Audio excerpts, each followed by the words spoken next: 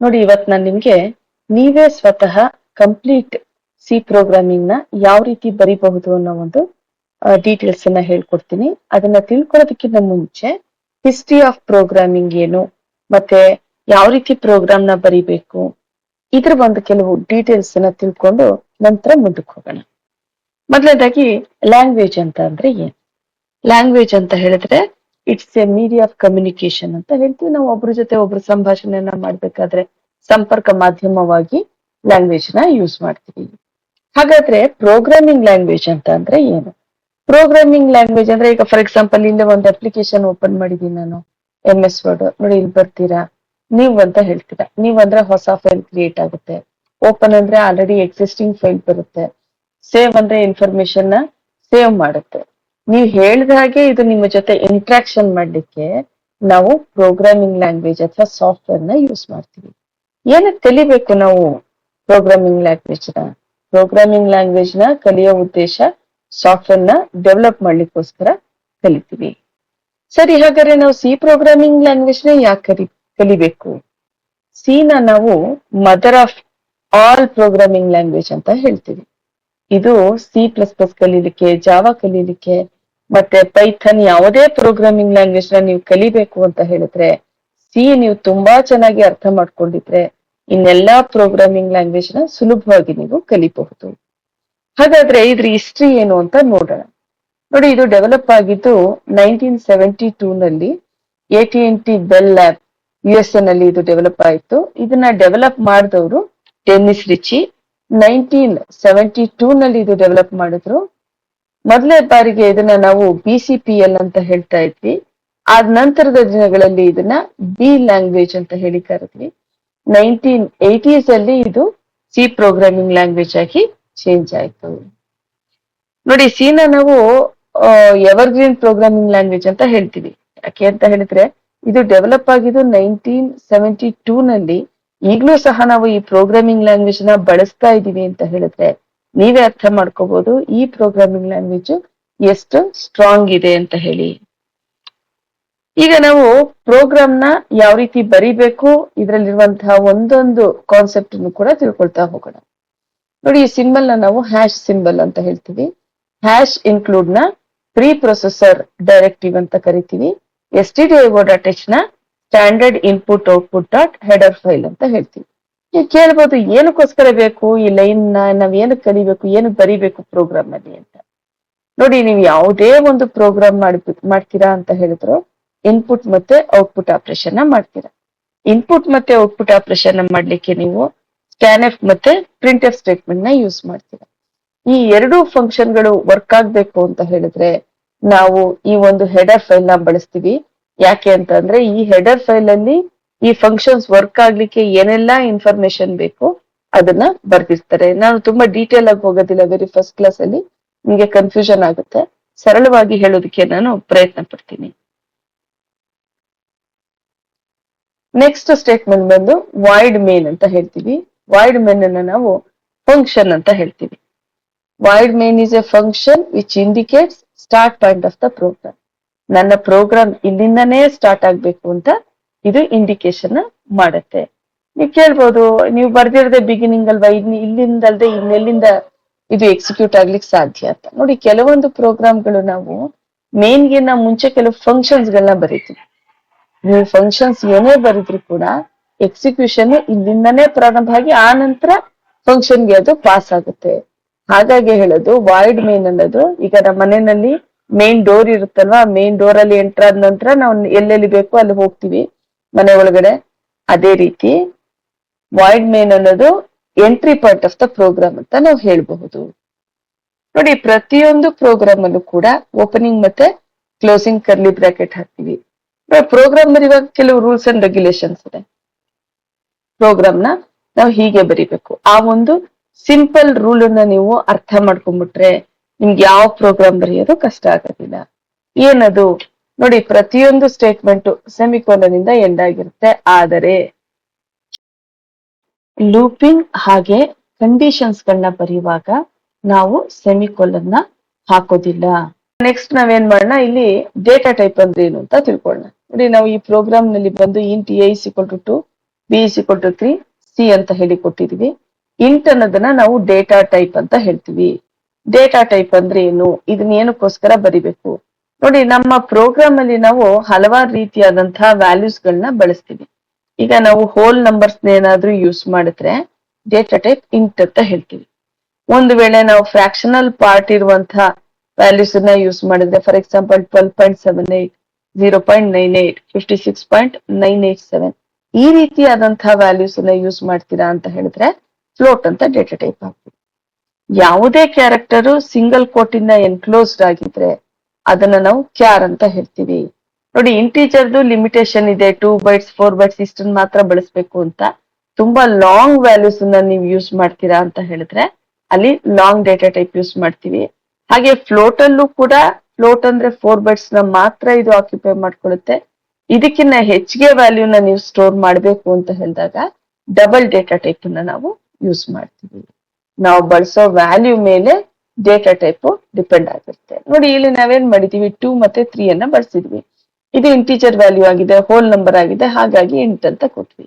A 2 ಕೊಟ್ವಿ, B 3 ಕೊಟ್ವಿ, C ಅಂತ ಹೇಳಿ ಡಿಕ್ಲೇರ್ ಮಾಡಿದೀವಿ. ನೋಡಿ, ಇಲ್ಲಿ ನಾವೇನ್ ಎ ಬಿ ಸಿ ಅಂತ ಕೊಟ್ಟಿದೀವಿ ಅದನ್ನ ವೇರಿಯೇಬಲ್ಸ್ ಅಂತ ಹೇಳ್ತೀವಿ. ವೇರಿಯೇಬಲ್ಸ್ ಅಂತ ಅಂದ್ರೆ ಏನು? ವೇರಿಯೇಬಲ್ಸ್ ಒಂದು ಎಕ್ಸಾಂಪಲ್ ಹೇಳ್ಬೇಕು ಅಂತ ಹೇಳಿದ್ರೆ, ಒಂದು ಬಾಕ್ಸ್ ಇರುತ್ತೆ, ಆ ಬಾಕ್ಸ್ ಅಲ್ಲಿ ಯಾವುದೋ ಒಂದು ವಸ್ತುನ ನೀವು ಇಡ್ತೀರಾ, ಆಯ್ತಾ? ಹಾಗೆ ವ್ಯಾಲ್ಯೂನ ಒಂದು ಕಂಟೈನರ್ ನಲ್ಲಿ ಏನ್ ಇಡ್ತೀವಿ ಅದನ್ನ ನಾವು ವೇರಿಯೇಬಲ್ ಅಂತ ಹೇಳಿ ಕರಿತೀವಿ. ಐಡೆಂಟಿಫೈಯರ್ ಅಂದ್ರೆ ಅದ್ರಲ್ಲಿ ಇಟ್ಟಂತಹ ಲೇಬಲ್ ಏನ್ ನಾವು ಇಡ್ತೀವಿ ಅದನ್ನ ಐಡೆಂಟಿಫೈಯರ್ ಅಂತ ಹೇಳ್ತೀವಿ. ಈಗ ಎಕ್ಸಾಂಪಲ್ ಹೇಳ್ಬೇಕು ಅಂತ ಹೇಳಿದ್ರೆ, ಈ int age is equal to 20 ಅಂತ ಕೊಟ್ಟಿದ್ವಿ. ಇಂಟ್ ಅಂದ್ರೆ ಏನಪ್ಪಾ? Data type. ಏಜ್ ಅಂದ್ರೇನು? ಇದು ವೇರಿಯೇಬಲ್ ನೇಮ್. 20 ಅನ್ನೋದು ಏನ್ ವ್ಯಾಲ್ಯೂ ಸ್ಟೋರ್ ಆಗಿದೆ ಅನ್ನೋದು. ಈಗ ಒಂದು ಕಂಟೈನರ್ ಇರುತ್ತೆ, ಆ ಕಂಟೈನರ್ ಬಾಕ್ಸ್ ಒಳಗಡೆ ನೀವು 20 ಇಟ್ಟಿರ್ತೀರಾ, ಆ ಬಾಕ್ಸ್ಗೆ ಒಂದು ಹೆಸರನ್ನ ಕೊಡ್ತೀರಾ, ಏಜ್ ಅಂತ ಹೇಳಿ. ಈ ರೀತಿ ನಾವು ವೇರಿಯೇಬಲ್ಗೂ ಐಡೆಂಟಿಫೈರ್ಗೂ ವ್ಯತ್ಯಾಸವನ್ನ ನೋಡಬಹುದು. ವೇರಿಯೇಬಲ್ ಏನು ಅಂದ್ರೆ, ಈಗ ಎ ಇಸ್ ಈಕ್ವಲ್ ಟು 20 ಅಂತ ಕೊಟ್ಟಿದೀವಲ್ವಾ, ಇದಕ್ಕೇನೆ ನಾವು ನೆಕ್ಸ್ಟ್ ಸ್ಟೇಟ್ಮೆಂಟ್ ಅಲ್ಲಿ ಏಜ್ ಇಸ್ ಈಕ್ವಲ್ ಟು 30 ಅಂತ ಹೇಳಿ ಕೊಟ್ರೆ 20 ಎರೇಸ್ ಆಗ್ಬಿಡುತ್ತೆ, 30 ಸ್ಟೋರ್ ಆಗುತ್ತೆ. ಹಾಗಾದ್ರೆ ವೇರಿಯೇಬಲ್ಸ್ ನ ಯಾವ ರೀತಿ ನಾವು ಡಿಕ್ಲೇರ್ ಮಾಡಬಹುದು ಅನ್ನೋದನ್ನ ನೋಡೋಣ. ಮತ್ತೆ ವೇರಿಯೇಬಲ್ಸ್ ಡಿಕ್ಲೇರ್ ಮಾಡ್ಬೇಕಾದ್ರೆ ಏನೆಲ್ಲ ಡೇಟಾ ಟೈಪ್ ಗಳನ್ನ ಕೊಡ್ತೀವಿ. ಯಾವ್ದನ್ನ ಬೇಕಾದ್ರೆ ಕೊಟ್ಕೊಳ್ಳಿ. ನೀವು ಇಂಟ್ ಅಂತ ಡಿಕ್ಲೇರ್ ಮಾಡ್ಬೋದು, ಫ್ಲೋಟ್ ಅಂತ ಡಿಕ್ಲೇರ್ ಮಾಡ್ಬೋದು, ಕ್ಯಾರ್, ಡಬಲ್, ಲಾಂಗ್ ಯಾವ್ದನ್ ಬೇಕಾದ್ರೂ ನೀವು ಡಿಕ್ಲೇರ್ ಮಾಡಬಹುದು. ಹಾಗೆ ಈ ವೇರಿಯೇಬಲ್ಸ್ ನ ನೀವು ಡಿಕ್ಲೇರ್ ಮಾಡಬೇಕು ಅಂತ ಹೇಳಿದ್ರೆ ಕೆಲವೊಂದು ರೂಲ್ಸ್ ಅಂಡ್ ರೆಗ್ಯುಲೇಷನ್ಸ್ ಇದೆ. ಇಲ್ಲಿ ಐಡೆಂಟಿಫೈರ್ ರೂಲ್ಸ್ ನ ನೀವು ಫಾಲೋ ಮಾಡ್ಬೇಕಾಗುತ್ತೆ. ಯಾವಾಗ್ಲೂ ಸಹ ಇದನ್ನ ಯೂಸ್ ಮಾಡೋದಕ್ಕಿಂತ ಮುಂಚೆ ಮಸ್ಟ್ ಅಂಡ್ ಶುಡ್ ಇದನ್ನ ಡಿಕ್ಲೇರ್ ಮಾಡಲೇಬೇಕು, ಮತ್ತೆ ಇದ್ರ ಡೇಟಾ ಟೈಪ್ ಇರಲೇಬೇಕು.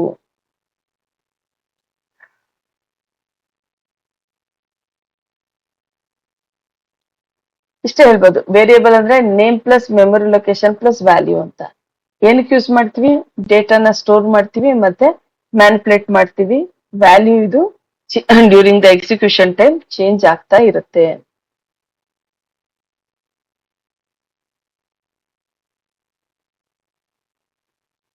ಸೊ ಇಲ್ಲಿ ನಾವು ಐಡೆಂಟಿಫೈರ್ ನ ಏನಕ್ಕೆ ಯೂಸ್ ಮಾಡ್ತೀವಿ? ವೇರಿಯೇಬಲ್ಸ್ ನೇಮ್ ಕೊಡೋಕೆ, ಫಂಕ್ಷನ್ಸ್ಗೆ ನೇಮ್ ಕೊಡೋದಕ್ಕೆ, ಅರೇಸ್ಗೆ ನೇಮ್ ಅನ್ನ ಕೊಡೋದಕ್ಕೆ, ಹಾಗೆ ಸ್ಟ್ರಕ್ಚರ್ಸ್ಗೆ ನೇಮ್ ಅನ್ನ ಕೊಡೋದಕ್ಕೋಸ್ಕರ ಯೂಸ್ ಮಾಡ್ತೀವಿ.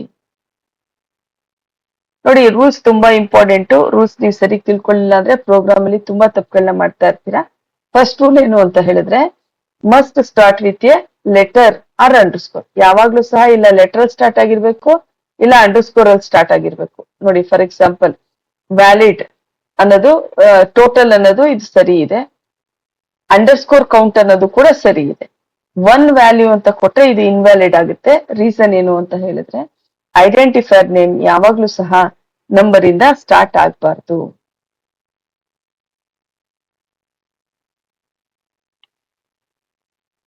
ವ್ಯಾಲ್ಯೂ 1 ಇದು ವ್ಯಾಲಿಡ್, 1 ವ್ಯಾಲ್ಯೂ ಇನ್ವ್ಯಾಲಿಡ್ ಆಗಿರುತ್ತೆ. No special characters allowed. C programming ಅಲ್ಲಿ ನೀವು ಐಡೆಂಟಿಫೈರ್ ನ ಡಿಕ್ಲೇರ್ ಮಾಡ್ಬೇಕಾದ್ರೆ ಅಂಡರ್ಸ್ಕೋರ್ ಅನ್ನ ಹೊರತುಪಡಿಸಿ ಇನ್ ಯಾವುದೇ ರೀತಿಯಾದಂತಹ ಸ್ಪೆಷಲ್ ಸಿಂಬಲ್ಸ್ ನ ನೀವು ಯೂಸ್ ಮಾಡೋ ಹಾಗಿಲ್ಲ. ನೋಡಿ, ಮಾರ್ಕ್ಸ್ ಅಂಡರ್ಸ್ಕೋರ್ ಟೋಟಲ್ ಸರಿ ಇದೆ ಇದು. ಅದೇ ಇಲ್ಲಿ ಬಂದು ಮಾರ್ಕ್ಸ್ ಅಟ್ ಟೋಟಲ್, ಇದು ಇನ್ವ್ಯಾಲಿಡ್ ಅಂತ ಹೇಳ್ತೀವಿ. ಹೈಫನ್ ಯೂಸ್ ಮಾಡಿದ್ರು ಸಹ ಇದನ್ನ ನಾವು ಇನ್ವ್ಯಾಲಿಡ್ ಅಂತ ಹೇಳ್ತೀವಿ. ಹಾಗೆ ನೆಕ್ಸ್ಟ್ ಸ್ಟೇಟ್ಮೆಂಟ್ ಬಂದು ಕೀವರ್ಡ್ಸ್ ಗಳನ್ನೆಲ್ಲ ಇಲ್ಲಿ ಬರೆಯೋ ಹಾಗಿಲ್ಲ. ಈಗ ನೀವು ಇಂಟ್ ಅನ್ನೋದೇ ಒಂದು keyword. Int is equal to 10, ಇದು ಇನ್ವ್ಯಾಲಿಡ್ ಆಗುತ್ತೆ. ಫಾರ್ ಇಂಟ್ ಆತರ ಏನೂ ಬರಿಬಾರ್ದು. ಯಾವುದೇ ಕೀವರ್ಡ್ಸ್ ಅನ್ನ ಇಲ್ಲಿ ನೀವು ಯೂಸ್ ಮಾಡೋ ಹಾಗಿಲ್ಲ. ರಿಸರ್ವ್ಡ್ ವರ್ಡ್ಸ್, ಯಾವ್ದನ್ನ ನಾವು ಕೀವರ್ಡ್ಸ್ ರಿಸರ್ವ್ಡ್ ವರ್ಡ್ಸ್ ಅಂತ ಹೇಳ್ತೀವಿ? ಡೇಟಾ ಟೈಪ್ ಗಳನ್ನ ಹೇಳ್ತೀವಿ. Int, float, char, long, double, ಇದೆಲ್ಲ ಕೂಡ ಕೀವರ್ಡ್ಸ್ ಆಗಿರುತ್ತೆ. ಹಾಗೆ while, do, for loop, break, continue, ಇವೆಲ್ಲ ಕೂಡ ಬಂದು ಇದು ಸಹ ಕೀವರ್ಡ್ಸ್ ಆಗುತ್ತೆ. ಇನ್ನು ಅನೇಕ ಕೀವರ್ಡ್ಸ್ ಗಳಿದೆ, ಅದ್ರ ಬಗ್ಗೆ ಮುಂದಿನ ಸೆಕ್ಷನ್ ಅಲ್ಲಿ ಡೀಟೇಲ್ ಆಗಿ ನಾವು ನೋಡೋಣ. ಜೊತೆಗೆ ನೋಡಿ, ಐಡೆಂಟಿಫೈಯರ್ ನಾವೇನ್ ಡಿಕ್ಲೇರ್ ಮಾಡ್ತೀವಿ ಅದು ಕೇಸ್ ಸೆನ್ಸಿಟಿವ್ ಆಗಿರುತ್ತೆ. ಈಗ ನಾವು ಟೋಟಲ್ ನ ಹಲವಾರು ರೀತಿಯಲ್ಲಿ ಬರೀಬಹುದು. ನೋಡಿ, ಇದು ಸಂಪೂರ್ಣವಾಗಿ ಸ್ಮಾಲ್ ಲೆಟರ್ ಅಲ್ಲಿ ಇದೆ. ಇದು ಫಸ್ಟ್ ಲೆಟರ್ ಬಂದು ಅಪ್ಪರ್ ಕೇಸ್ ಅಲ್ಲಿ ಇದೆ. ಇದು ಕಂಪ್ಲೀಟ್ ಆಗಿ ಅಪ್ಪರ್ ಕೇಸ್ ಅಲ್ಲಿ ಇದೆ. ಆದರೆ ನೀವು ಯಾವ ರೀತಿ ಡಿಕ್ಲೇರ್ ಮಾಡಿರ್ತೀರಾ ಅದೇ ರೀತಿ ಪ್ರೋಗ್ರಾಮ್ ಅಲ್ಲಿ ಬಳಸಬೇಕೇ ಹೊರತು ಡಿಕ್ಲರೇಷನ್ ಅಲ್ಲಿ ಒಂದ್ ಟೈಪ್, ಯೂಸೇಜ್ ಅಲ್ಲಿ ಒಂದ್ ಟೈಪ್ ಮಾಡಿದ್ರೆ ಪ್ರೋಗ್ರಾಮ್ ನಲ್ಲಿ ಎರರ್ ತೋರಿಸುತ್ತೆ. ಮತ್ತೆ ನೇಮ್ಗಳ ಮಧ್ಯದಲ್ಲಿ ನೀವು ಸ್ಪೇಸ್ ಅನ್ನ ಕೊಡೋ ಹಾಗಿಲ್ಲ. ಸ್ಟೂಡೆಂಟ್ ವಿತೌಟ್ ಸ್ಪೇಸ್ ನೇಮ್ ಬರಿಬಹುದು. ಅದೇ ಸ್ಟೂಡೆಂಟ್ ಬರ್ದು ಸ್ಪೇಸ್ ಬರ್ದು ನೇಮ್ ಅನ್ನ ಬರೆಯೋ ಹಾಗಿಲ್ಲ. ಈ ರೀತಿ ಬರೆದ್ರೆ ಇದನ್ನ ನಾವು ಎರರ್ ಅಂತ ಹೇಳ್ತೀವಿ. ಯಾವಾಗ್ಲೂ ಯಾವುದೇ ವೇರಿಯೇಬಲ್ ನ ನೀವು ಡಿಕ್ಲೇರ್ ಮಾಡ್ಬೇಕಾದ್ರೆ ಮೀನಿಂಗ್ಫುಲ್ ಆಗಿರ್ಲಿ. ಒಂದು ವೇಳೆ ನೀವು ಟೋಟಲ್ ಮಾರ್ಕ್ಸ್ ಸ್ಟೋರ್ ಮಾಡ್ತಾ ಇದ್ರೆ ಟೋಟಲ್ ಮಾರ್ಕ್ಸ್ ಅಂತಾನೆ ಕೊಡಿ. ಮಾರ್ಕ್ಸ್ ಇದ್ರೆ ಮಾರ್ಕ್ಸ್ ಅಂತ ಕೊಡಿ. ಈಗ ಯಾವ್ದ್ರದ್ದು ಒಂದು ವ್ಯಾಲ್ಯೂದು ನೀವು ಸಮ್ ಅನ್ನ ಕೌಂಟ್ ಮಾಡ್ತಾ ಇದ್ದೀರಾ, ಫೈಂಡ್ ಮಾಡ್ತಾ ಇದ್ದೀರಾ ಅಂತ ಹೇಳ್ತಾರೆ, ಸಮ್ ಅಂತ ಕೊಡಿ. ನಾವು ಬರಿತಾ ಇರುವಂತಹ ಪ್ರೋಗ್ರಾಮ್ ಬೇಸಿಸ್ ಮೇಲೆ ವೇರಿಯೇಬಲ್ ನ ನಾವು ಡಿಕ್ಲೇರ್ ಮಾಡ್ಕೋಬೇಕು. ಸುಮ್ನೆ ಏನೋ ಹೆಸರುಗಳು ಕೊಟ್ಕೊಳ್ಳೋದು, A1 A2 A3 ಅಂತ ಕೊಟ್ಕೊಳ್ಳೋದು, ಈ ರೀತಿ ಮಾಡೋದು it is a bad practice ಅಂತ ಹೇಳ್ತೀವಿ. ಲೆಂತ್ ಆಫ್ ಐಡೆಂಟಿಫೈಯರ್, ಸೊ ಇಲ್ಲೇನು ಜನರಲಿ ಅಪ್ ಟು 31 ಕ್ಯಾರೆಕ್ಟರ್ಸ್ ಇರಬೇಕು ಅಂತ ಹೇಳ್ತಾರೆ. ಬಟ್ ಕಂಪೈಲರ್ ಮೇಲೆ ಡಿಪೆಂಡ್ ಆಗಿರುತ್ತೆ. ನೀವು ಎಷ್ಟು ಇಲ್ಲಿ ಯಾವುದೇ ರೀತಿಯಾದಂತಹ ಒಂದು ಸ್ಟ್ರಿಕ್ಟ್ ಲಿಮಿಟ್ ಅನ್ನ ಹಾಕಿಲ್ಲ. ನೋಡಿ, ಇಲ್ಲೊಂದು ಎಕ್ಸಾಂಪಲ್ ನೋಡೋಣ. ಇಂಟ್ ಏಜ್ ಅಂತ ಕೊಟ್ಟಿದೀವಿ, float, total marks, int underscore count, ಇವೆಲ್ಲ ಕೂಡ ವ್ಯಾಲಿಡ್. ಸೊ ಇಲ್ಲೇನ್ ಮಾಡ್ತಾ ಇದೀವಿ, ಇಂಟ್ ಏನೋ lag, int total hyphen marks. ಏನ್ ಮಿಸ್ಟೇಕ್ ಆಗಿದೆ ಇಲ್ಲಿ? ಸರಿಯಾದ ರೀತಿಯಲ್ಲಿ ಒನ್ ಏಜ್, ಸರಿ, ಇಲ್ಲಿ ಬಂದು ಇಂಟ್ ಒನ್ ಏಜ್ ಅಂತ ಕೊಟ್ಟಿದೀವಿ. ಒನ್ ಅನ್ನೋದು ನಂಬರ್ ಆಗಿರೋದ್ರಿಂದ ಇದು ಇನ್ವ್ಯಾಲಿಡ್ ಆಗುತ್ತೆ. ಹಾಗೆ ಟೋಟಲ್, ಇಲ್ಲಿ ಬಂದ್ ಏನ್ ಮಾಡ್ತಾ ಇದೀವಿ ನಾವು, ಹೈಫನ್ ನ ಯೂಸ್ ಮಾಡ್ತಾ ಇದೀವಿ. ಹೈಫನ್ ನ ಯೂಸ್ ಮಾಡೋ ಹಾಗಿಲ್ಲ. ಇಂಟ್ ಫ್ಲೋಟ್ ಅಂತ ಬರ್ತಿದೀವಿ. ಎರಡೂ ಸಹ ಕೀವರ್ಡ್ ಗಳಾಗಿರುತ್ತೆ. ಹಾಗಾಗಿ ಇಲ್ಲಿರುವಂತಹ ಇಷ್ಟು ವ್ಯಾಲ್ಯೂಸ್ ಸಹ ಇನ್ವ್ಯಾಲಿಡ್ ಎಕ್ಸಾಂಪಲ್ಸ್ ಆಗುತ್ತೆ. ಈಗ ಸಿಂಪಲ್ ಸಮ್ಮರಿಯನ್ನ ನೋಡೋಣ ನಾವು. ಫೈನಲ್ ಸಮ್ಮರಿ ನೋಡ್ಬೇಕು ಅಂದ್ರೆ ಯಾವಾಗ್ಲೂ ಸಹ ಐಡೆಂಟಿಫೈರ್ ಲೆಟರ್ ಅಥವಾ ಅಂಡರ್ಸ್ಕೋರ್ ಇಂದ ಸ್ಟಾರ್ಟ್ ಆಗಿ ಇರಬೇಕು. ಕೀವರ್ಡ್ಸ್ ಅನ್ನ ಯೂಸ್ ಮಾಡೋ ಹಾಗಿಲ್ಲ. ಐಡೆಂಟಿಫೈರ್ ಗಳ ಮಧ್ಯದಲ್ಲಿ ನೀವು ಸ್ಪೇಸ್ ಅನ್ನ ಕೊಡೋ ಹಾಗಿಲ್ಲ. ಯಾವುದೇ ರೀತಿಯಾದಂತಹ ಸ್ಪೆಷಲ್ ಸಿಂಬಲ್ಸ್ ಯೂಸ್ ಮಾಡಬಾರ್ದು. ಕೇಸ್ ಸೆನ್ಸಿಟಿವ್ ಆಗಿರುತ್ತೆ ಇದು. ಮತ್ತೆ ಮೀನಿಂಗ್ಫುಲ್ ಆಗಿರುವಂತಹ ನೇಮ್ ಅನ್ನ ಬರಿಬೇಕು. ನೋಡಿ, ನೀವೇನಾದ್ರೂ ಸಿ ಪ್ರೋಗ್ರಾಮಿಂಗ್ ಎಕ್ಸಾಮ್ ಬರಿತೀರಾ ಅಂತ ಹೇಳಿದ್ರೆ ಇದೊಂದು ಇಂಪಾರ್ಟೆಂಟ್ ಕ್ವಶನ್ ಆಗಿರುತ್ತೆ. ಐಡೆಂಟಿಫೈರ್ ಅಂದ್ರೇನು, ಮತ್ತೆ what are the rules to declare identifier, ಇದು ಕಾಮನ್ ಆಗಿ ಕೇಳುವಂತಹ ಕ್ವಶನ್ ಆಗಿರುತ್ತೆ. ಈಗ ನಾವೇನ್ ಮಾಡೋಣ, ಒಂದು ಸಿಂಪಲ್ ಆಗಿರುವಂತಹ ಒಂದು ಪ್ರೋಗ್ರಾಮ್ ನ ಬರೆಯೋಣ. ಅದಕ್ಕಿಂತ ಮುಂಚೆ ಇನ್ನು ಕೆಲವು ಕಾನ್ಸೆಪ್ಟ್ಸ್ ಇದೆ, ಅದನ್ನು ಸಹ ಇಲ್ಲಿ ನಾವು ನೋಡೋಣ.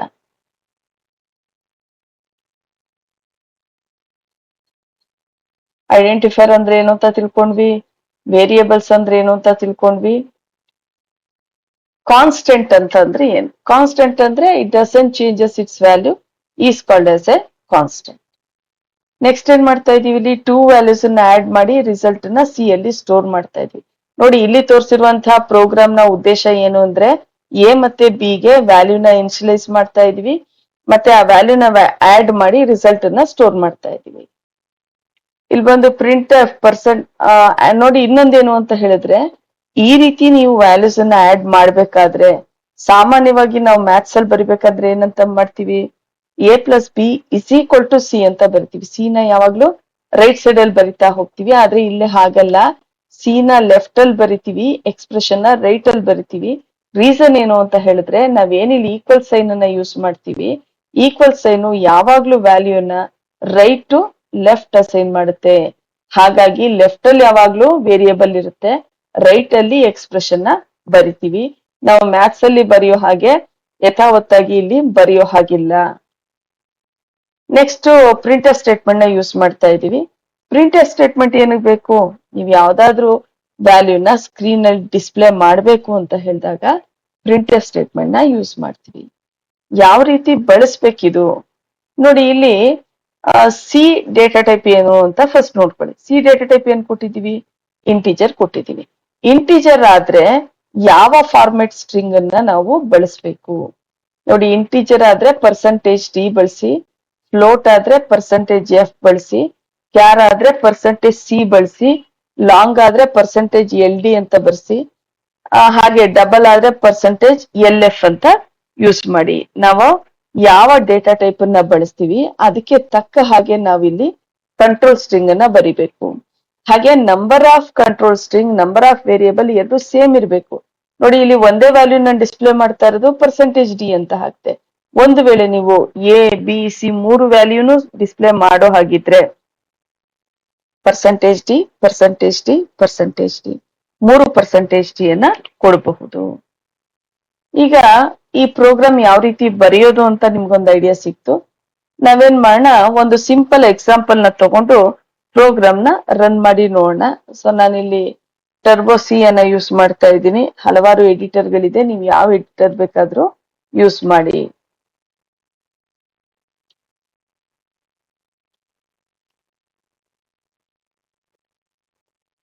ಈಗ ಇಲ್ಲೇನ್ ಮಾಡೋಣ, ನಾವು ಒಂದು ಪ್ರೋಗ್ರಾಮ್ ಬರೆಯೋಣ.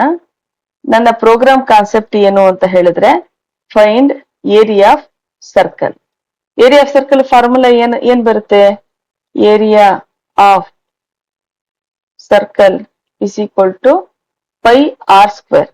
ನೋಡಿ ಪೈಯನ್ನ ಸಿಂಬಲ್ ನಮ್ಗೆ ಕೀಬೋರ್ಡ್ ಅಲ್ಲಿ ಸಿಗೋದಿಲ್ಲ, ಅದ್ರ ಬದಲು ನಾವಿಲ್ಲಿ ಪೈ ಅಂತ ಬರ್ಕೊಳ್ತೀವಿ. R into R. ಒಂದ್ ವೇಳೆ ನಾನು r² ನ ಈ ತರ ಬರ್ದೆ ಅಂತ ಅನ್ಕೊಳ್ಳಿ, ನೋಡಿ ಯಾವ ರೀತಿ ಕಾಣಿಸ್ತಾ ಇದೆ, ಆರ್ ಪಕ್ಕದಲ್ಲಿ 2 ಬರ್ತಾ ಇದೆ ಅಲ್ವಾ. ಸೊ ನಾವು ಸ್ಕ್ವೇರ್ ನ ಈ ತರ ಬರೆಯೋದಿಕ್ಕೆ ಸಾಧ್ಯ ಇಲ್ಲ. ಹಾಗಾಗಿ ಏನ್ ಮಾಡ್ತೀವಿ, π ಇಂಟು ಆರ್ ಅಂತ ಹೇಳಿ ಬರಿತೀವಿ. ಮತ್ತೆ ಇಲ್ಲಿ ಇನ್ನೊಂದು ಮಿಸ್ಟೇಕ್ ಇದೆ, ಗಮನಿಸಿ. ಏನ್ ಹೇಳಿ, ನಾವು ಐಡೆಂಟಿಫೈರ್ ನೇಮ್ ಅನ್ನ ಕೊಡುವಾಗ ಏನನ್ನ ಯೂಸ್ ಮಾಡಬಾರ್ದು? ಸ್ಪೇಸ್ ಅನ್ನ ಬಳಸಬಾರ್ದು. ಇಲ್ಲ ಅಂಡರ್ಸ್ಕೋರ್ ಕೊಟ್ಟು ಬರೀರಿ, ಇಲ್ಲ ವಿತೌಟ್ ಸ್ಪೇಸ್ ನೀವು ಯೂಸ್ ಮಾಡಿ. ನೋಡಿ ಇಲ್ಲಿ ನಾನು ಇದನ್ನ ಡಿಲೀಟ್ ಮಾಡ್ಬಿಡ್ತೀನಿ. ಏರಿಯಾನ ಬರೀ ಏರಿಯಾ πr² ಅಂತ ಬರಿತೀವಿ.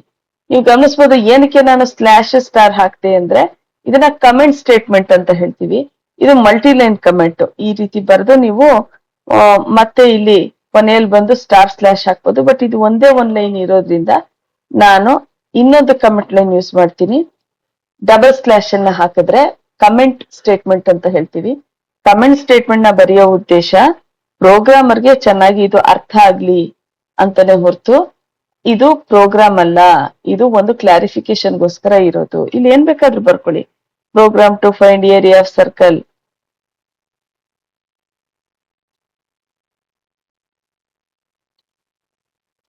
ಈ ರೀತಿ ಬರ್ಕೋಬಹುದು ನೀವು.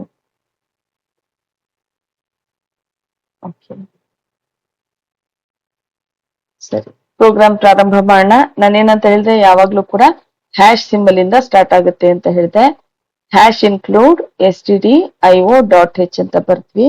ನೆಕ್ಸ್ಟ್ ಏನ್ ನೋಡಿ, ಪ್ರತಿಯೊಂದು ಪ್ರೋಗ್ರಾಮ್ ಅಲ್ಲಿ ಇದು ಕಾಮನ್ ಆಗಿರುತ್ತೆ. ವಾಯ್ಡ್ ಮೇನ್, ನೀವು ಇಷ್ಟನ್ನ ಅರ್ಥ ಮಾಡ್ಕೊಂಡ್ಬಿಟ್ರೆ ಎವ್ರಿ ಪ್ರೋಗ್ರಾಮ್ ಅಲ್ಲಿ ಇದನ್ನ ಬಿಗಿನಿಂಗ್ ಅಲ್ಲಿ ನಾವು ಬರಿತೀವಿ. ಓಕೆ, ಈಗ ನಂಗೆ ಫಾರ್ಮುಲಾ ಏನಿದೆ, area is equal to π into r ಅಂತಿದೆ ಅಲ್ವಾ. ಸೊ ಪೈ ವ್ಯಾಲ್ಯೂ ನಮಗ್ ಗೊತ್ತು, ಎಷ್ಟು? 3.14 ಇರುತ್ತೆ. ಹಾಗಾದ್ರೆ ಅದು ಇಂಟಿಜರ್ ಬರುತ್ತಾ ಫ್ಲೋಟ್ ಬರುತ್ತಾ? ಪಾಯಿಂಟ್ ಇರೋದ್ರಿಂದ ಫ್ಲೋಟ್ ಬರುತ್ತೆ. ಹಾಗಾಗಿ ಇಲ್ಲಿ ಏನ್ ಮಾಡೋಣ, ಫ್ಲೋಟ್ π ಇಸ್ ಈಕ್ವಲ್ ಟು 3.14 ಅಂತ ಬರೆಯೋಣ. ಹಾಗೆ ಒಂದ್ ನಿಮಿಷ,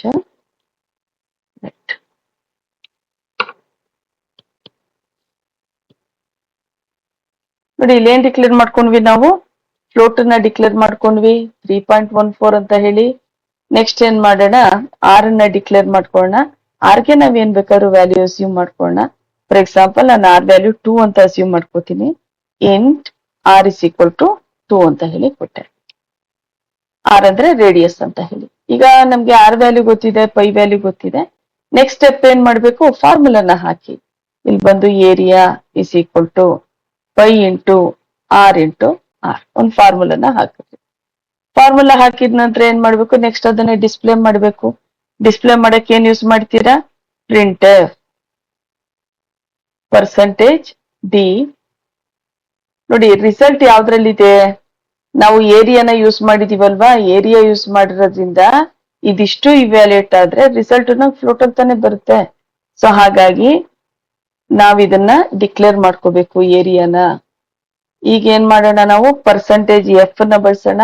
ಯಾಕೆ ಪರ್ಸೆಂಟೇಜ್ ಎಫ್ ಬಳಸ್ತಾ ಇದ್ದೀನಿ, ಇದು ಬಂದು ಏರಿಯಾ ಆಗಿದೆ, ಹಾಗಾಗಿ ಇಲ್ಲಿ ಬಂದು ಏರಿಯಾ ಅಂತ ಕೊಡಿ. ಪ್ರೋಗ್ರಾಮ್ ಎಂಡ್ ಆಯ್ತಾ? Okay right. ಈಗ ಒಂದ್ಸಲ ರನ್ ಮಾಡಿ ನೋಡೋಣ. ಇನ್ ಕೇಸ್ ಏನಾದ್ರು ಮಿಸ್ಟೇಕ್ ಇದ್ರೆ, ನೀವು ಸೇವ್ ಮಾಡ್ಬೇಕು ಅಂದ್ರೆ ಇಲ್ಲಿ ಬನ್ನಿ, ಏರಿಯಾ ಡಾಟ್ ಸಿ ಅಂತ ಕೊಡಿ. ಕೆಲವು ಸಲ ಏನಾಗುತ್ತೆ, ಇದು C++ ಕಂಪೈಲರ್ ಇದ್ದಾಗ ನಮ್ಗೆ CPP ಅಂತಾನೆ ತೋರಿಸ್ತಾ ಹೋಗುತ್ತೆ. ಯಾವಾಗ್ಲೂ ಡಾಟ್ ಸಿ ಇರ್ಬೇಕು, ಅದೊಂದು ಗಮನದಲ್ಲಿ ಇಟ್ಕೊಳ್ಳಿ. ಡಾಟ್ CPP ಅಂತ ಇದ್ದು ನೀವು ಇಲ್ಲಿ stdio.h ಅಂತ ಕೊಟ್ರೆ ಅದು ರನ್ ಆಗೋದಿಲ್ಲ. ಈಗ ರನ್ ಬಿಡೋಣ. ಇಲ್ಲಿ ಬಂದು ಪ್ರೋಗ್ರಾಮ್ ನ ರನ್ ಮಾಡೋಣ. ನಿಮ್ಗೆ ಔಟ್ಪುಟ್ ಸ್ಕ್ರೀನ್ ಏನು ಕಾಣಿಸ್ತಾ ಇಲ್ಲ ಅಲ್ವಾ? ಔಟ್ಪುಟ್ ಸ್ಕ್ರೀನ್ ನೋಡೋದಕ್ಕೆ ನೋಡಿ, ಆಲ್ಟ್ F5 ಮಾಡಿದ್ರೆ ನಿಮ್ಗೆ ಔಟ್ಪುಟ್ ಸ್ಕ್ರೀನ್ ಈ ರೀತಿ 12.56 ಅಂತ ತೋರಿಸುತ್ತೆ. ಬಟ್ ಒಂದ್ ಗಮನಿಸಿ, ಔಟ್ಪುಟ್ ಸ್ಕ್ರೀನ್ ಬರುವಾಗ ನಿಮ್ಗೆ ಹಿಂದೆ ಬೇರೆ ಏನೇನೋ ಇನ್ಫಾರ್ಮೇಶನ್ ಇದೆ, ಇದೇನು ಬೇಡ, ನನ್ಗೆ ಸ್ಕ್ರೀನ್ ಕ್ಲಿಯರ್ ಆಗಿರ್ಲಿ ಅನ್ನೋ ಹಾಗಿದ್ರೆ ಇಲ್ಲಿ ಬಂದು ಡಿಕ್ಲರೇಷನ್ ಸ್ಟೇಟ್ಮೆಂಟ್ ಆದ್ಮೇಲೆ CLR ಅನ್ನ ಬಳಸಿ.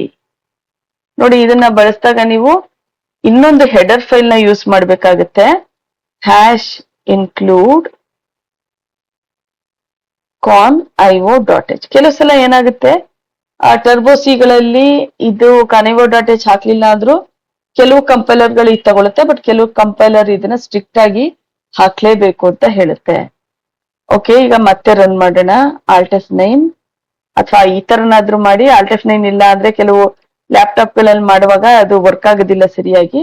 ಬೆಟರ್ ರನ್ ಬನ್ನಿ, ಎಂಟರ್ ಮಾಡಿ, ಮತ್ತೆ ಕಂಪೈಲ್ ಬನ್ನಿ, ಇದನ್ನ ಕಂಪೈಲ್ ಮಾಡಿ. ಈಗಲೂ ಸ್ಕ್ರೀನ್ ನಮಗೆ ಕಾಣಿಸ್ತಾ ಇಲ್ಲ. ಮತ್ತೆ ನೋಡಕ್ ಏನ್ ಮಾಡ್ತೀವಿ ನಾವು, ಆಲ್ಟ್ ಹಿಡಿದು F5 ನ ಪ್ರೆಸ್ ಮಾಡ್ತೀವಿ. ಈಗ ನೋಡಿ ಸ್ಕ್ರೀನ್ ಫುಲ್ ಕ್ಲಿಯರ್ ಆಗಿದೆಯಾ? ಹಿಂದೆ ಯಾವುದೇ ರೀತಿಯಾದಂತಹ ಇನ್ಫಾರ್ಮೇಶನ್ ನಿಮ್ಗೆ ಕಾಣಿಸ್ತಾ ಇಲ್ಲ. ಈಗ ನನ್ಗೆ ಪದೇ ಪದೇ ಆಲ್ಟ್ F5 ಮಾಡೋದನ್ನ ತಪ್ಪಿಸಬಹುದು. ಅದಕ್ಕೆ ಇಲ್ಲಿ ಬಂದು ಗೆಟ್ CH ಅಂತ ಹಾಕಿ. ಗೆಟ್ CH ಅಂತ ಹಾಕಿದ್ರೆ ನಿಮ್ಗೆ ನೋಡಿ, ಈಗ ಗಮನಿಸಿ, ನಾನು ಫಸ್ಟ್ ಬಂದೆ, ಇಲ್ಲಿ ರನ್ ಮಾಡ್ತಾ ಇದ್ದೀನಿ. ಸರಿ, ಫಸ್ಟ್ ಕಂಪೈಲ್ ಮಾಡೋಣ. ಕಂಪೈಲ್ ಮಾಡ್ತೀನಿ ಇಲ್ಲಿ, ಆಮೇಲೆ ರನ್ ಮಾಡೋಣ. ರನ್ ಮಾಡಿದ ತಕ್ಷಣ ನಿಮ್ಗೆ ಇನ್ಫಾರ್ಮೇಶನ್ ಸ್ಕ್ರೀನ್ ಅಲ್ಲಿ ಕಾಣಿಸುತ್ತೆ. ಆ ಕಾರಣಕ್ಕೋಸ್ಕರ ನಾವಿಲ್ಲಿ ಗೆಟ್ CH ನ ಹಾಕ್ತಿವಿ. ಸರಿ, ನಾವು ಪ್ರೋಗ್ರಾಮಿನ ಕರೆಕ್ಟ್ ಆಗಿ ಟೈಪ್ ಮಾಡಿದೀವಿ. ಒಂದ್ ವೇಳೆ ನಾವು ಮಿಸ್ಟೇಕ್ ಮಾಡಿದ್ರೆ ಏನಾಗುತ್ತೆ ಅನ್ನೋದನ್ನ ನೋಡೋಣ. ನೋಡಿ, ಇಲ್ಲಿ ನಾನು ಏರಿಯಾ ಫಾರ್ಮುಲಾ ಹಾಕಿದಿನಲ್ಲ, ಸೆಮಿಕೋಲನ್ನ ಈಗ ತೆಗ್ದು ಹಾಕ್ತೀನಿ. ಈಗ ಚೆಕ್ ಮಾಡೋಣ ಪ್ರೋಗ್ರಾಮು. ಏನ್ ಬರ್ತಾ ಇದೆ, ಎರರ್ಸ್ ಬರ್ತಾ ಇದೆ. ಏನ್ ಎರರ್ ಬರ್ತಾ ಇದೆ, ಸ್ಟೇಟ್ಮೆಂಟ್ ಮಿಸ್ಸಿಂಗ್ ಅಂತ ಹೇಳ್ತಾ ಇದೆ. ಆಯ್ತಾ? ಸ್ಟೇಟ್ಮೆಂಟ್ ಮಿಸ್ಸಿಂಗ್ ಅಂತ ಹೇಳಿದ್ರೆ ಇಲ್ಲಿ ಬಂದು ಸೆಮಿಕೋಲನ್ನ ಕೊಡೋಣ. ಈಗ ಮತ್ತೆ ಸಪೋಸ್ ಈ ಕರ್ಲಿ ಬ್ರಾಕೆಟ್ ಇರ್ಲೇಬೇಕು ಅಂತ ಹೇಳಿದ್ವಿ, ಕರ್ಲಿ ಬ್ರಾಕೆಟ್ ಅನ್ನ ತೆಗಿಯೋಣ. ತೆಗೆದ್ರೆ ಈಗ ಏನಂತ ಎರರ್ ಬರುತ್ತೆ ಅಂತ ಚೆಕ್ ಮಾಡೋಣ. ನೋಡಿ, ಎರರ್ಸ್ ಏನ್ ತೋರಿಸ್ತಾ ಇದೆ, ಒಂದು ಎರರ್ ನ ತೋರಿಸ್ತಾ ಇದೆ. ಇದನ್ನ ಎಂಟರ್ ಮಾಡ್ತೀನಿ. ಅಲ್ಲಿ ಓದ್ಬಹುದು ನೀವು, ಇಲ್ಲಿ ತೋರಿಸುತ್ತೆ ಏನ್ ಮಿಸ್ಟೇಕ್ ಆಗಿದೆ, ಲೈನ್ ನಂಬರು ಎಲ್ಲ ಕೂಡ ತೋರಿಸುತ್ತೆ. ಎಕ್ಸಾಕ್ಟ್ ಲೈನ್ ಅಲ್ಲಿ ಇಲ್ಲ ಅಂದ್ರೆ ಕೆಲಸ ಅದ್ರ ಕೆಳಗಡೆ ಕರ್ಸರ್ ಬಂದ್ ಮೂವ್ ಆಗಿರುತ್ತೆ. ಕಾಂಪೌಂಡ್ ಸ್ಟೇಟ್ಮೆಂಟ್ ಮಿಸ್ಸಿಂಗ್, ಏನ್ ಮಿಸ್ ಆಗಿದೆ, ಕರ್ಲಿ ಬ್ರಾಕೆಟ್ ಮಿಸ್ ಆಗಿದೆ. ಸೊ ಅದನ್ನ ನೀವು ಸರಿ ಮಾಡ್ಬೋದು. ಇಲ್ಲಿ ಬಂದು ಕರ್ಲಿ ಬ್ರಾಕೆಟ್ ಹಾಕಿದ್ರೆ ನಿಮ್ಗೆ ಪ್ರೋಗ್ರಾಮ್ ವರ್ಕ್ ಆಗುತ್ತೆ. ಮತ್ತೆ ಏನಂತ ಹೇಳ್ದೆ ನಾನು, ಇದು ಕೇಸ್ ಸೆನ್ಸಿಟಿವ್ ಅಂತ ಹೇಳ್ದೆ, ಅದನ್ನೊಂದ್ಸಲ ಚೆಕ್ ಮಾಡ. ಇಲ್ಲಿ ಸ್ಮಾಲ್ ಆರ್ ಕೊಟ್ಟಿದೀವಲ್ವಾ, ಇಲ್ಲಿ ಬಂದು ನಾನು ಏನ್ ಮಾಡ್ತೀನಿ, ಕ್ಯಾಪಿಟಲ್ ಆರ್ ಹಾಕ್ಬಿಡ್ತೀನಿ. ಕ್ಯಾಪಿಟಲ್ ಆರ್ ಹಾಕ್ಬಿಟ್ಟು ಇಲ್ಲಿ ಗಮನಿಸಿ, ನಾನು ಪ್ರೋಗ್ರಾಮ್ ಒಳಗಡೆ ಯಾವ ಕೇಸ್ ಯೂಸ್ ಮಾಡಿದೀನಿ, ಯಾರಿಗೆ ಲೋಯರ್ ಕೇಸ್ ಅನ್ನ ಯೂಸ್ ಮಾಡಿದೀನಿ. ಲೋಯರ್ ಕೇಸ್ ಯೂಸ್ ಮಾಡಿದಾಗ ಏನಾಗುತ್ತೆ, ಅಲ್ಲಿ ಅಪ್ಪರ್ ಕೇಸು, ಇಲ್ಲಿ ಲೋಯರ್ ಕೇಸು ಎರಡೂ ಕೂಡ ಸರಿ ಹೋಗೋದಿಲ್ಲ. ಸೊ ಹಾಗಾಗಿ ಈಗ ನೋಡಿ, ಮತ್ತೆ ಇದು ನನಗೆ ಎರರ್ ತೋರಿಸುತ್ತೆ. ಏನಂತ ಬರ್ತಾ ಇದೆ, ಅನ್ಡಿಫೈನ್ಡ್ ಸಿಂಬಲ್ ಆರ್. ಅದಕ್ಕೆ ರಿಲೇಟೆಡ್ ಆಗಿರುವಂತ ಎಲ್ಲಾ ಎರರ್ಸ್ ನಿಮ್ಗೆ ತೋರಿಸ್ತಾ ಇದೆ. ಇದು ಕೇಸ್ ಸೆನ್ಸಿಟಿವ್, ನಾವು ಸರಿ ಬರೀಲಿಲ್ಲ ಅಂತ ಹೇಳಿದ್ರೆ ಈ ರೀತಿ ಎರರ್ನ ತೋರಿಸುತ್ತೆ. ಓಕೆ, ನೋಡಿ ನಾನು ಎಲ್ಲಾ ಪಾಸಿಬಿಲಿಟೀಸ್ ನಿಮ್ಗೆ ಹೇಳಿದೀನಿ. ಪ್ರೋಗ್ರಾಮ್ ಬರೆಯೋದು ಹೇಗೆ, ನೀವು ಇನ್ನ ಒಂದಷ್ಟು ಪ್ರೋಗ್ರಾಮ್ಸ್ ಗಳನ್ನ ಟ್ರೈ ಮಾಡಿ. ಪೆರಿಮೀಟರ್ ಆಫ್ ಸರ್ಕಲ್ ಆಗಿರಬಹುದು, ಏರಿಯಾ ಆಫ್ ರೆಕ್ಟಾಂಗಲ್ ಆಗಿರಬಹುದು, ಮತ್ತೆ ಪೆರಿಮೀಟರ್ ಆಫ್ ರೆಕ್ಟಾಂಗಲ್ ಆಗಿರ್ಬಹುದು. ಈಗ ನಾನೇನೇನ್ ಪ್ರೋಗ್ರಾಮ್ ಹೇಳ್ಕೊಟ್ಟಿದೀನಿ ಅದ್ರ ಬೇಸಿಸ್ ಮೇಲೆ ನೀವೇ ಓನ್ ಆಗಿ ಪ್ರೋಗ್ರಾಮ್ಗಳನ್ನ ಟ್ರೈ ಮಾಡಿ. ನಿಮ್ಗೆ ಇನ್ನ ಯಾವ ಕ್ಲಾಸ್ ಇಂಟ್ರೆಸ್ಟ್ ಇದೆ, ನಮ್ ಕ್ಲಾಸ್ ಇಂಟ್ರೆಸ್ಟ್ ಆಗಿದೆ, ದಯವಿಟ್ಟು ಇದನ್ನ ಕಮೆಂಟ್ ಮಾಡಿ, ಶೇರ್ ಮಾಡಿ, ಮತ್ತೆ ಲೈಕ್ ಮಾಡಿ, ಮೇನ್ ಆಗಿ ಸಬ್ಸ್ಕ್ರೈಬ್ ಮಾಡಿ, ಮತ್ತೆ ನಿಮ್ ಫ್ರೆಂಡ್ಸ್ ಗಳಿಗೂ ಇದನ್ನೆಲ್ಲ ಶೇರ್ ಮಾಡಿ. ನಿಮ್ಗೆ ಇನ್ನ ನೆಕ್ಸ್ಟ್ ಯಾವ ಟಾಪಿಕ್ ಬೇಕು ಅನ್ನೋದನ್ನ ನೀವು ಕಮೆಂಟ್ ಮೂಲಕ ತಿಳಿಸಿದ್ರೆ ನಮ್ಗೆ ಇನ್ನ ಇನ್ಸ್ಪಿರೇಷನ್ ಸಿಗುತ್ತೆ. ನಾವ್ ಇನ್ನ ಹೆಚ್ಚಿನ ವಿಡಿಯೋಗಳನ್ನ ಮಾಡೋದಕ್ಕೆ ಸಾಧ್ಯ ಆಗುತ್ತೆ. ಎಡಿಟ್ ವುಮೆನ್ಸ್ ಕಂಪ್ಯೂಟರ್ ಸೆಂಟರ್ಗೆ ಜಾಯಿನ್ ಆಗಿ ನಿಮ್ ಭವಿಷ್ಯನ ಉಜ್ವಲವಾಗಿ ಮಾಡ್ಕೊಳ್ಳಿ. Thank you very much.